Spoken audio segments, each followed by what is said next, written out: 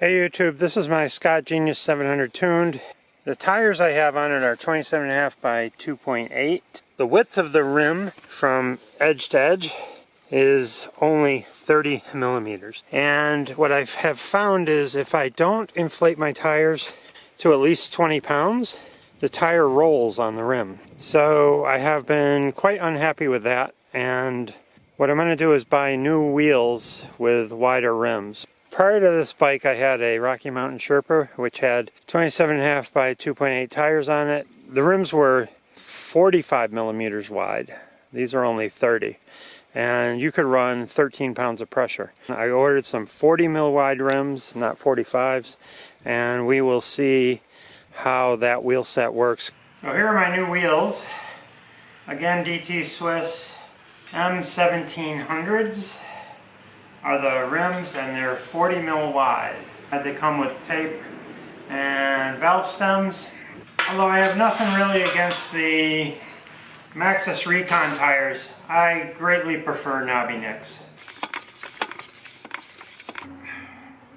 13 pounds, perfect. So 13.5 in the rear, 13 in the front.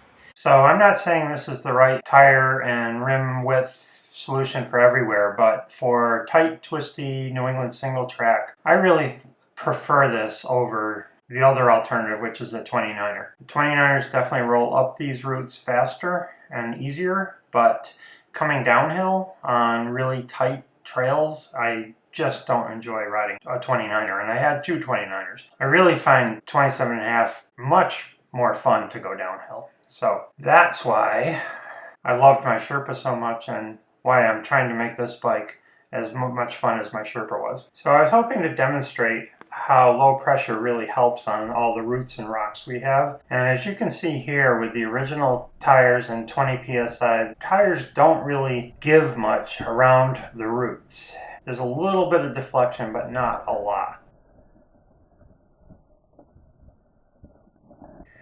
So here's climbing that same section of trail on the new tires and wheels at only 13 psi, and you can't really tell, but there is a slight difference, and you can feel it when you're pedaling, but you don't really see it. But let me zoom in and see if I can show you. So here's the original wheels at 20 psi, and as I'm hitting stuff, the front tire is not deflecting at all. The rear tire has a tiny bit of deflection when I hit that, and there's a little bit of deflection right there. Not a ton. So let's check out the new tires at 13 psi. And you can't see much there. You can't see much of a difference there. You did see a little bit of deflection there. Now the rear tire does give some, and right there it looks like the rear tire is giving quite a bit more than on the other one. And when it's absorbing those roots, you can actually feel the difference. Now going downhill, here I'm going over something and the front tire comes off the ground on the old wheels at 20 psi, and you don't get much out of that. And here's the new one, and I took a slightly different line, but you could see just there it bent around that root, and the rear tire bent around that root. Let's take a look at the original wheels on that same route. That didn't seem to bend at all, and that bends a little. Here's the new tires at 13 psi on that same route, and it just bends right around the root. And the rear tire also bends right around the root. And it makes a big difference in how smooth the bike feels. I do have the shock set up for minimum compression, so it's the softest it can possibly be.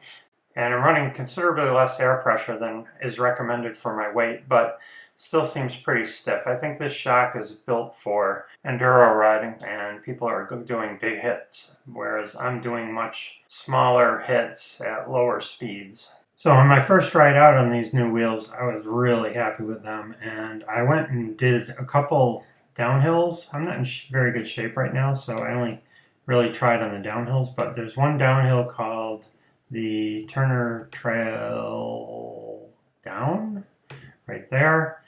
It's 1.18 miles and minus 11% grade, and I had my second fastest time down it. My fastest time is 8:15. The other big downhill over here is called Honolulu down single track.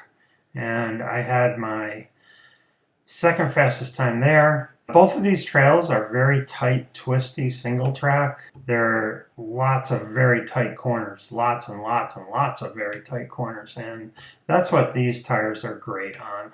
I'm going to continue to try to break my PR on both of these trails, and if I do, I'll post new videos. Thanks for watching, and let me know what you ride. I'd love to hear from some of the people who watch this video and see what they like for wheel size and rim width and tire size. Thanks for watching.